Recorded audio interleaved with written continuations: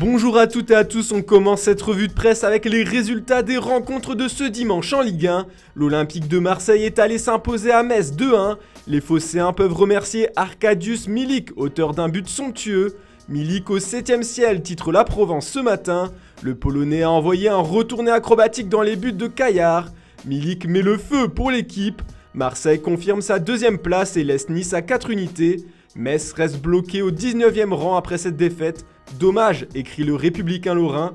Les Grenats sont à égalité de points avec la Lanterne Rouge Bordeaux. Les Girondins touchent le fond comme on peut le lire sur la une de l'équipe. Ils ont été battus par Lens 3-2. Dans la lutte pour le maintien, c'est Saint-Etienne qui réalise la meilleure performance. Les Verts en fusion, s'exclame le progrès. Les joueurs de Pascal Dupraz se sont offert une victoire 2-1 à Clermont après avoir été menés une bonne partie de la rencontre. Enfin, le Racing Club de Strasbourg continue son petit bonhomme de chemin en haut du classement. Grâce à un but de Gamero, les Alsaciens ont battu Angers 1-0. Le Racing à l'aise sur les hauteurs titre les dernières nouvelles d'Alsace. Les Strasbourgeois sont 4e de Ligue 1 à 1 point de Nice.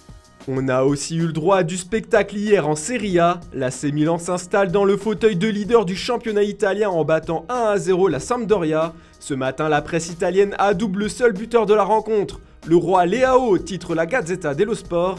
Dès la 8e minute, l'attaquant portugais a profité d'une passe décisive de 50 mètres de Mike Maignan pour déborder Bartosz Berzenski et ajuster Vladimiro Falcone. C'est le sprint de Leao, titre le Corriere dello Sport sur sa une.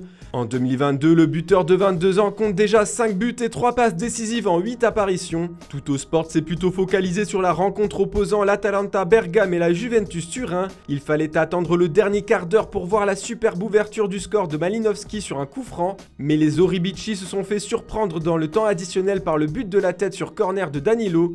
Le classement ne change pas avec ce match nul 1 partout. La Juve reste 4e à 2 points des Bergamesques, 5e de Serie A. Au Portugal, c'est Darwin Núñez qui fait la une des journaux du pays. Le buteur argentin de 22 ans est indispensable à la réussite du Benfica cette saison. Il a inscrit 18 buts en 18 matchs de Liga portugaise. Darwinismo titre ce matin à Bola. Le média affirme qu'il est l'attaquant le plus prolifique d'Europe. Une information que l'on retrouve dans les pages de Record. Le journal explique que Núñez marque en moyenne toutes les 70 minutes en championnat. En comparaison, Erling Haaland et Robert Lewandowski célèbrent des buts respectivement toutes les 72 et 73 minutes. Les papiers portugais reconnaissent qu'il sera sûrement loin du compte pour devenir le soulier d'or européen en fin de saison, mais ils estiment que le Benfica a le droit de rêver de cette distinction pour leurs joueurs. Luuk de Jong, lui, est en première page de tous les médias catalans ce lundi. Saint-Luc, peut-on lire sur la une de Sport. Dans le derby catalan, le FC Barcelone et l'Espagnol se sont quittés sur un match nul 2 buts partout qui n'arrange aucune des deux équipes. C'est Luuk de Jong qui a égalisé en toute fin de match grâce à une tête puissante. Luc sauve la mise, titre Mundo Deportivo. A noter qu'Ousmane Dembélé a fait son grand retour sur les terrains. Un autre Français a fait parler de lui en Liga. Nabil Fekir a brillé avec le Betis Séville. Dans son édition du jour, Estadio Deportivo se permet de l'appeler Votre Majesté. Avec son doublé, il permet à son équipe de gagner 4-2 contre Levante. Les Sévillans sont 3e du championnat espagnol. Mais en Espagne, c'est bien le choc tant attendu de mardi soir entre le PSG et le Real Madrid en Ligue des Champions qui continue à faire couler beaucoup d'encre. Le journal Marca présente ce matin une interview exclusive du piston droit parisien Achraf Hakimi. Le Marocain va retrouver son club formateur qu'il a quitté définitivement en juin 2020 pour rejoindre l'Inter Milan. Il reconnaît que l'objectif principal du PSG est de remporter la Ligue des Champions. Nous voulons une nuit magique à Paris, a-t-il affirmé. Ça passera par une victoire contre la Casablanca. Hakimi estime qu'il faudra s'inquiéter des contre-attaques d'Ancelotti, mais il compte sur Verratti pour faire la différence. C'est le joueur qui l'a le plus impressionné au PSG. Karim Benzema devrait faire son retour avec le Real Madrid. Benzema veut jouer, affirme As. Le Français aurait demandé à Ancelotti d'être autorisé à jouer le match de demain.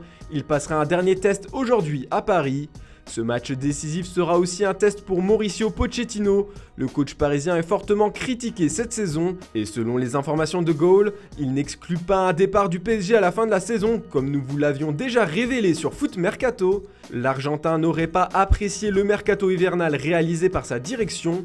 L'arrivée en grande pompe de Lionel Messi semble rester en travers de la gorge du coach de 49 ans. Enfin, on termine en Angleterre avec une fois encore l'affaire Kurt Zouma.